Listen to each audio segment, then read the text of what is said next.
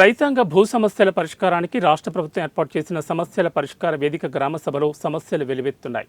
కోరుకొండ మండలం బోర్గుపూడి గ్రామ సచివాలయం వద్ద గ్రామసభ నిర్వహించారు. కోరుకొండ తహసీల్దార్ సుస్వాగతం ఆధ్వర్యంలో రీసర్వే డిప్యూటీ తహసీల్దార్ రజని ఇతర రెవెన్యూ సిబ్బంది ఈ సభ నిర్వహించగా రైతుల భూములకు సంబంధించి పలు అర్జీలు వారికి అందాయి. తమ సమస్యల పరిష్కారానికి మార్గం చూపించాలని రైతులు అధికారులను కోరారు. న్యూజిలో రిజిస్టర్ అయినట్టు తెలుస్తుంటారు, అందుకని మరి దాన్ని న్యాయం చేయాలని కోరుతున్నాను సార్. 60 సంవత్సరాల నుంచి ఉంటారు.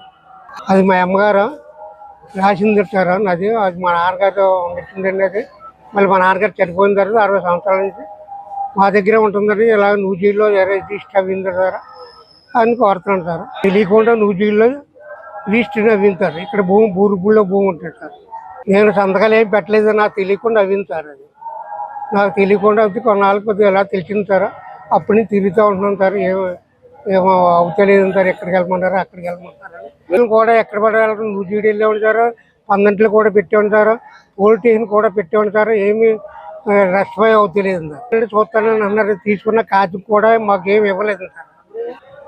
ఈవేళ గత 5 సంవత్సరాల్లో ఈ భూ రికార్డులు తారుమారు చేసేయడం, మరి ఎకర భూమి ఉన్నవాడు 95 సెంట్లు నమోదు చేయడం, పట్టాదార పాసుబుక్కుల మీద పెద్దల పేర్లు వేయడం, రంగులు మార్చడం ఇదే తప్ప రైతు ఎంత నష్టపోతున్నాడు ఈ డ్రోన్ కొలత వల్ల ఏంటి అనేటువంటిది ఎవరు కూడా ఆలోచించలేదండి.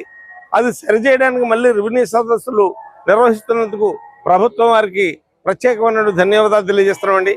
ఈ వేదికలో మేము మా కష్టకాలను కూడా చెప్పుకుంటున్నాం. మా భూములు గతంలో ఎవరు ఎక్కడ ఎలా అమ్మేశారో కూడా తెలియనటువంటి పరిస్థితులు కూడా మన ఎంఆర్ఓ దృష్టిలో పెట్టడం జరిగింది. చూసి వాళ్ళని కూడా సరిచేస్తామని చెప్పేసి మాట ఇచ్చారు. చాలా సంతోషంగా ఉంది. ఈ వేదిక చాలా అవసరం రైతులకి. గతంలో జరిగినటువంటి సర్వేనే రద్దు అయితే మాకు ఇంకా బాగుండేమో అనిపించేలాగా ఉన్న ఈ పరిస్థితులు చూస్తున్నాను. ఇక్కడ పాత పొలాలు మా పొలాలు మాకే ఉన్నాయి. పాత సర్వే ప్రకారం బతకలేదా మేము ఇప్పటివరకును.